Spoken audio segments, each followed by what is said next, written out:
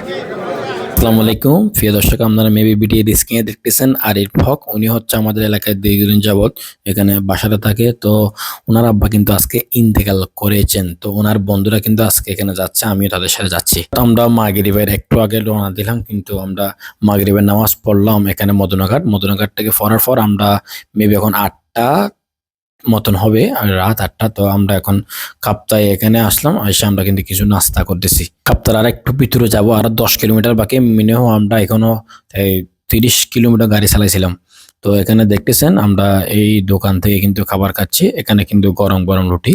তো আমরা যেহেতু দীর্ঘ রাইড করছি, ক্লান্ত একটু, সেহেতু আমরা অবশ্যই একটু খাবার দাবার ব্যবস্থা আছে।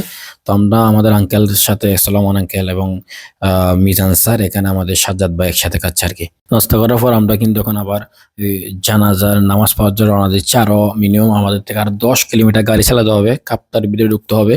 তো এখানে কিন্তু চেকপোস্ট আছে, চেকপোস্টে আমরা যাব। এখানে আমরা আবার রওনা দিচ্ছি। এসে গন্তব্যস্থানে চলে আসলাম, বাংলা কলোনি বলে। আমরা মসজিদের এখানে চলে আসলে লেখা আছে বাংলা কলোনি জামা মসজিদ।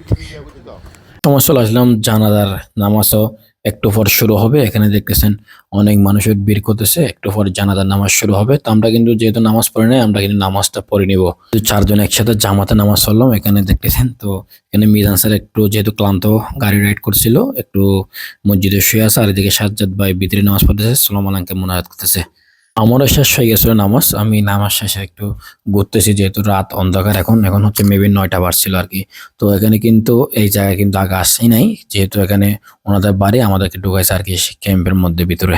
এখানে দেখেন আমরা রওনা দিচ্ছি, আবার গন্তব্যস্থানে যাবো, আমাদের বাড়ির দিকে রওনা দিচ্ছি। এখানে এই আরিফ ভাই দেখতেছেন, তো ওনার আব্বা যেহেতু ইন্তেকাল করেছেন, সবাই ওনার আব্বার জন্য দোয়া করবেন। এদিকে সাজ্জাদ ভাই, সালামান আঙ্কেল এবং আরিফ স্যার। আমরা এখন আবার চলে যাচ্ছি, আমার একটা বাইক আছে আর মিজান স্যারের বাইক। কিন্তু আমরা রাস্তা চিনি না। এদিকে সাজ্জাদ ভাই দেখেন আবার ঘুরে একই জায়গায় চলে আসছে। এদিকে মিজান স্যার, আমি আর সালামান আঙ্কেল হাসতেছি দেখেন। কিন্তু কাপ্তার রাস্তা আমরা চলে আসলাম। তো আমরা কিন্তু ভাত খাওয়ার জন্য উরুশ বিরিয়ানি খাচ্ছি, কিন্তু উরুশ বিরিয়ানি এখানে নাই।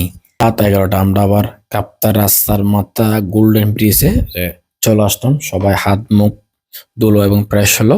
এদিকে সালামান আঙ্কেল, মিজান স্যার এবং সাজ্জাদ ভাই বলেছে কি খাবা। আমি বলছি আপনারা যেটা নিবেন আমি খাবো ইনশাল্লাহ। তো আমরা আবার এখান থেকে 4 জনে বিরিয়ানি নিব। বিরিয়ানি নিয়ে সবাই ইনশাল্লাহ খাবো। খাওয়ার পর আবার আমরা আমাদের গন্তব্যস্থানে আবার ঘরে চলে যাব। প্রিয় দর্শক, আপনারা আমাদের ক্যাপশনে দেখছিলেন, হঠাৎ আমরা কাপ্তায় কেন গেলাম জানাজা নামাজ পড়ার জন্য। উনি হচ্ছে আমাদের এলাকায় দীর্ঘদিন যাবৎ বাসায় থাকছিল আরিফ ভাই, আমাদের সাথে অনেক পরিচিত। এখানে সাজ্জাদ ভাইদের বন্ধু হয়ে উনি হঠাৎ, আমিও সাজ্জাদ ভাইয়ের যখন যাচ্ছিল বাইক নিয়ে, আমি আমার বাইক যেহেতু ছিল, আমি তাদের সাথে আজকে এখানে কাপ্তায় চলে গেলাম জানাজা নামাজ পড়ার জন্য।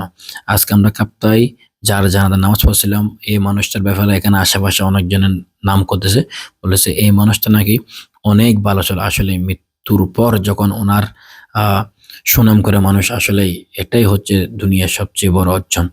তো সবাই আরিফ ভাইয়ের আব্বার জন্য দোয়া করবেন, আল্লাহর জন্য ওনাকে জান্নাতের ফেরদৌস নসিব করে। আজকে আমরা এখানে শেষ করতেছি। সবাই ভালো থাকবেন, সুস্থ থাকবেন। আসসালামু আলাইকুম রহমতুল্লাহ।